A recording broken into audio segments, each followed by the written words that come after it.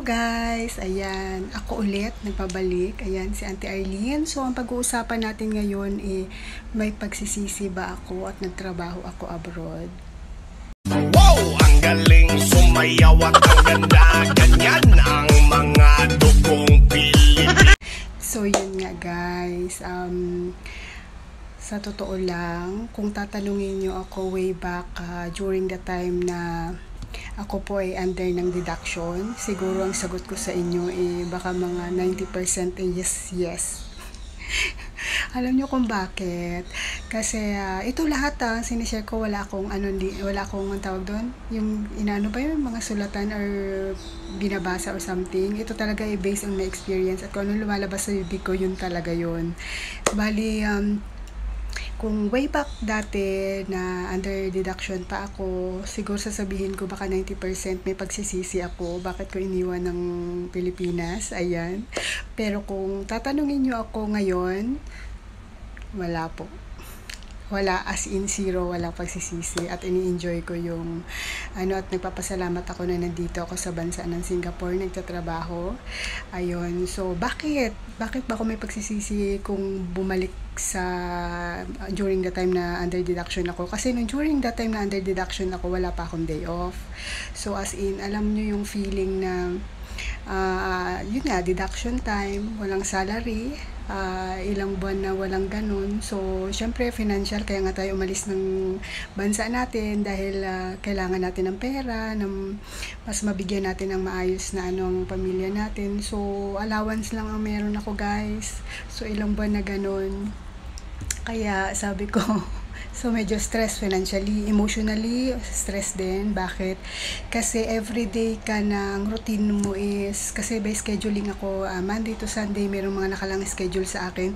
Everyday na tinatakbo ng ko walang day off, so hindi ko nakikita talaga yung labas. Tapos parang ba yan, araw-araw, parang ito yung routine ko, na parang nakakamiss ang Pilipinas, ganun. Tapos, after naman ng deduction ko, pandemic naman, hindi pwedeng lumabas muna, no day off, cancel day off that time. So, sabi ko, ano ba yan?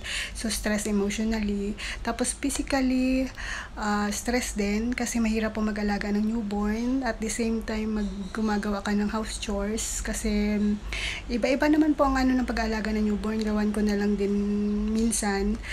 Pero yung sa case ko kasi is even nighttime, minomonitor ko pa rin yung baby. So, daytime, magaan naman yung trabaho ko kasi by scheduling nga lang ako, hindi naman sa pilitan at ganito talaga tapusin mo, kasi alam naman nila na kailangan ko pa rin i-monitor yung baby.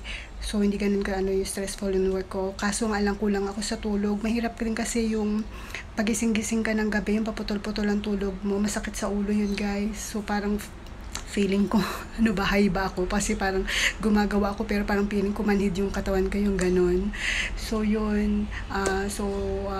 Financially, emotionally, at saka physically, stress ako during that time. Kaya, talagang kasi dyan parang magbe-breakout ka, ka na parang nandun na yung parang iiyak ka, tapos sabi nila yung homesick, halo-halo na yun guys. Kaya pag naranasan nyo yung time na yun, talagang yung depression mo iba. Kaya kung tatanungin nyo ako way back then, oo, may pagsisisi ako. Pero yun nga, by times goes by, ayan, unti-unti ko na rin na-adapt yung, syempre sa trabaho nga, iba naman kasi yung trabaho ko sa Pilipinas compare dito. So, sa araw-araw na ginagawa ko, nakakasanayan ko na ganun. Then, yung sa pag day off naman, yun, nagkaroon na rin ako ng day off. So, nakakalabas na ako, nakikita ko ng ganda ng Singapore, at saka nakakamit ako ng mga panibagong, ng ibang tao, or kapwa ako Pilipina. So, hindi na rin ako nakakaramdam ng homesick. And then, yung financial, first of all, nagkaroon na ako ng sweldo. So, unti-unti ko na rin na nababayaran yung mga dapat kong bayaran sa Pinas, at saka nabibigyan ko na maayos na yung pamilya ko. So, yun. Kaya, ngayon, wala pong pagsisisi. Kaya kung kayo, may plano kayong mag-abroad, ano pang hinihintay nyo? Gawin nyo na.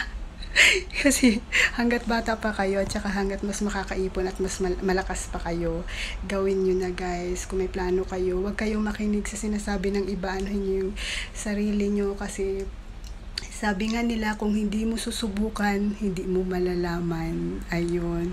So, kung mag-failed ka man, okay lang yun. Try and try. At least na-try mo, nalaman mo. Iba kasi yung ikaw maka-experience sa sabi-sabi lang nila. So, yun. Actually, dati, medyo may doubt-doubt din ako sa pag-abroad kasi sabi nila, baka ganito, baka ganyan, baka ganyan. Nung na-try ko na, oh my gosh, yun. Kaya ngayon ko nalaman kung bakit may mga ilang tao talaga na nagtagal ng ilang years sa ibang bansa, especially sa Singapore, hindi lang dahil walang ipon o walang pera, kasi marami rin ako makakilala dito, ang gaganda ng bahay sa Pinas at may mga negosyo na rin, pero mas pinili pa nila magstay dito kasi ang Singapore guys is parang Pilipinas lang din. So, parang sabi nga nila, may nakakausap nga ako na sabi niya is second home na daw niya ang Singapore. Ayun. So, yun lang guys. So, kung may plano kayo mag-Singapore, i-go nyo na, i-push nyo na. Ayan. Yun lang. Sana nakatulong.